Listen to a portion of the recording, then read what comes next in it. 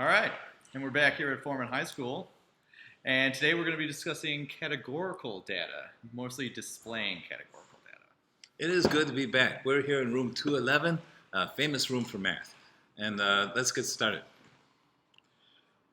All right, it's important to know that there's two types of variables that we're going to be discussing throughout the year in statistics. All right, the one being categorical variables. These are obviously named for categories, and they're answers to those questions about things that fall into those categories. For example, yes-no questions would be an example of a categorical variable. Whereas a quantitative variable is things you can measure in units. All right, so how old you are, or what else do you got? Well, let me think. Here we go. The color of Mr. Lewis's shirt, that would be categorical variable. How long, if we measure him from one fingertip to the other when his arms are stretched out, that would be quantitative. It's a measurement. We can measure in inches or centimeters or feet. So categorical variables, like the name says, have categories, like male or female, eye color, might be blue, brown, green, hazel. And quantitative variables could be how fast you run the mile. Mr. Lewis, very fast. Mr. Lewis used to be very fast. All right, so here's some more examples of our categorical data.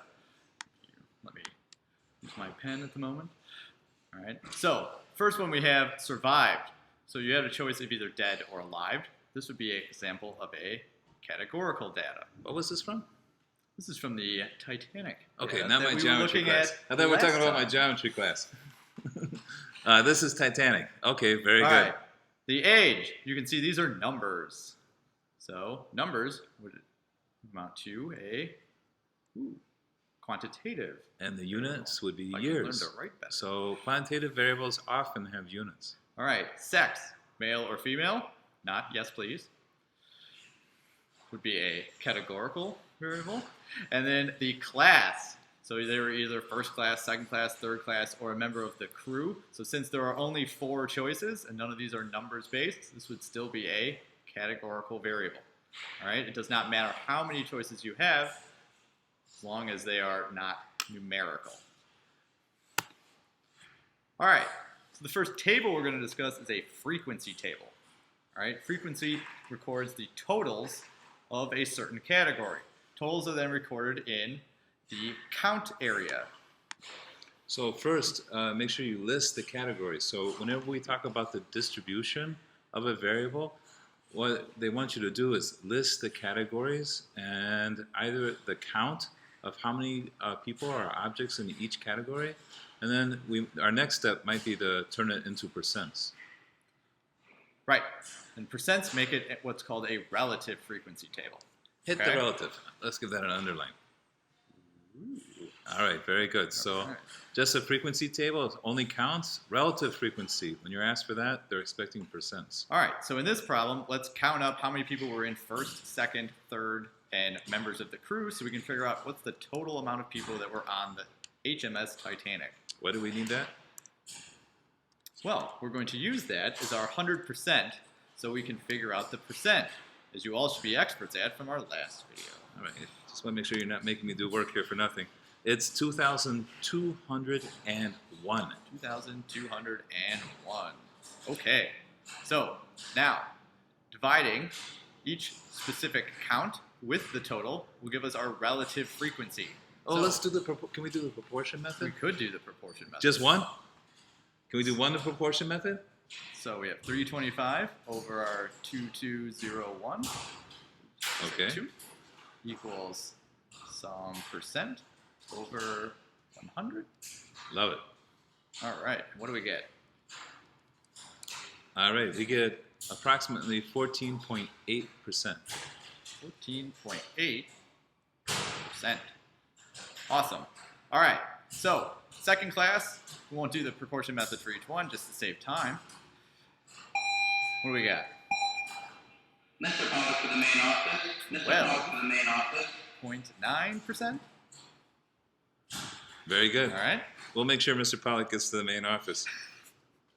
Don't you worry. All right. Next one we'll have 32.1%. Very good. And the last one. Oh, I am sensing there could be a shortcut for this. There could be. We could subtract these from 100 or just do it the same way. 40.2%. 40.2%. Now, Yes, yeah. I'm sorry. Sometimes these may not round up or add up exactly to 100. That's due to rounding. So if we add these, technically it should be 100%, It should be 100. but it might be like 99.7 or 100.4, something like that. That's just due to rounding. Yeah. Here I think we did okay. We have an 8 and a 2. That should be a whole number. 9 and a 1 should be a whole number. So should be okay. All right. All right. Now, 3 rules of data analysis. Like Rule in number 1. most math classes, draw a picture. Got it. What's rule Okay. number 2? Man, let's draw a picture again. And rule number 3? Also, draw a picture. Drawing a picture must be pretty dang important. All right. Very good. Let's see it. All right, so the first picture type we're going to draw from our relative frequency table is our bar chart. Ooh, yes. Bar charts show totals and categories in an easier to view method. Because remember, most statisticians, they don't really care about your math, but about what information you're presenting them. So this is an way so you present information in a very user-friendly way. Yeah, I can see right away crew had the highest percent, second class the lowest. So we can see characteristics of the distribution just at a glance. You'll notice the bars are not touching. So these are distinct categories. So for a bar graph, the bars should be separated. And actually, it doesn't really matter the order. Just make sure you label them. Sometimes we have the frequencies, the counts on the y-axis. Sometimes it'll be percents. It just depends on the problem. All right. Hit it.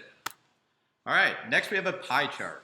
Now, pie charts we're not going to deal with a whole lot in this class, just because they're relatively difficult to make, and most often they're only used for proportional representation. All right, so things like percents. Okay, but the pie chart's helpful because you have the whole there, and you can see by just looking at it briefly which one's the biggest, second biggest, third, and fourth. We're just looking at the slices of pie used. Yeah, we'll come back in class. We'll draw a few just one day. That's all we'll need to do. So we'll cover that in class. Ooh, I like this one. Now the segmented bar chart, this is Mr. Miller's favorite, all right, kind of combines the idea of a pie chart with that of a bar chart. You can see we only use one bar, so that's our 100%, and then we break it up proportionally for how many people were in each section. Notice down the side, the bar all adds up to the 100%, and then relatively along the side, it hits which percent is in each class. So let's probably try and make one right now. All right, so we're going to move away from the Titanic for a moment, and we're going to go back to a little happier moment. It's the Enron scandal. Okay, yeah. So problem 15 in your textbook we're looking at, and it's in the wake of the Enron Corporation scandal. The Gallup organization asked 1,001 American adults what kind of changes, if any, are there in the way of major corporations should be audited. And then here was their display. Okay, so. Wow, wait, no, that tells me a few things right away. Major reforms, highest category, highest percent major reforms. Right, and we didn't write them in, but these are all percents. So actually this one was 17, this one was 39, this one was 35, this one, no reforms was 4, and then no opinion was 5. So if you look in your book, it does do that, but for some reason my Excel did not break them. Okay, so we're going to take this, make it a segmented bar graph. All right.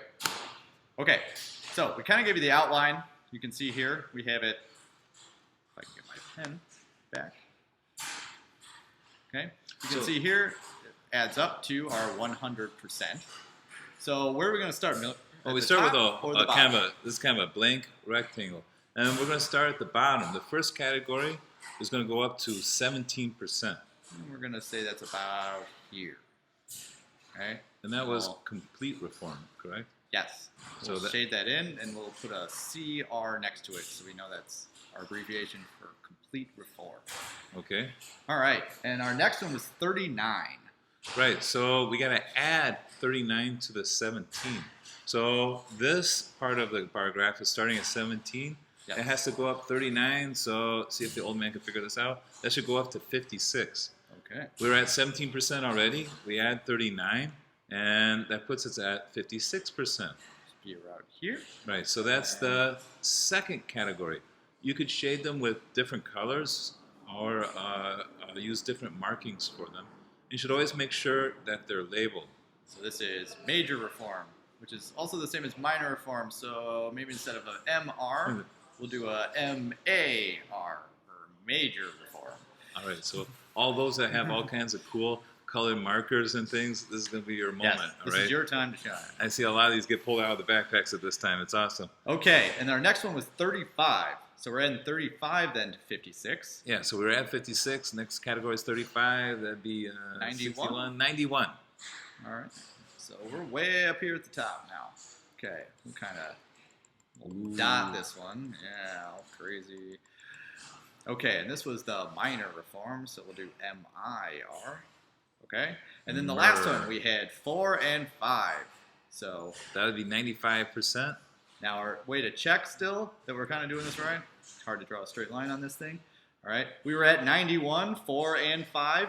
That'll give us 9, which would make us to 100. So we didn't make a mistake. It's always good to kind of double check as you're going, just so you know you're doing it right. Yeah, it takes just one or two of drawing these, and then it'll be very easy for you. Just got to remember, you got to keep adding percents.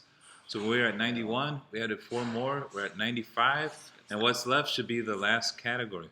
Okay. So reason why I love these so much, they're easy to draw, and usually we'll need to draw 2 or 3 of them side by side. So it's easy to compare distributions by using segmented bar graphs. So that's why we want to get really good at drawing these. Okay. All right, now it's your guys' turn. Okay, we're going to do your journal assignment due next class. It's going to be problem number 5 in the textbook, and that's talking about an article in the 2003 issue of Chance magazine. Mr. Miller has his subscription waiting. Yep. And they reported on Houston I think it's in the Independent. bathroom. It's usually what magazines are. Houston Independent School District's Magnet Schools program. Of the 1755 qualified applicants, 931 were accepted and 298 were waitlisted, while 526 didn't make the cut and were turned away for lack of space. That's so sad. All right, so what we want you guys to do is find the relative frequency distribution. So if you can go all the way back to when we were doing that, if you need help doing it, and just kind of describe what that looks like. Yeah, please make a table. So like the table we had, maybe one column are the categories, and the second column could be the counts, and the third column the percents. All right, and then we want you to make a bar graph of the data, and then make a segmented bar graph of the data. Remember, for the bar graph, keep the bars separate. Make sure you label your graph, what the categories are, and what the graph is about. That's very important. Your job is to communicate. So your job is to communicate the information so that the person looking at it has no problem understanding what it's saying and what it represents. All right, so we'll check those tomorrow. Good luck.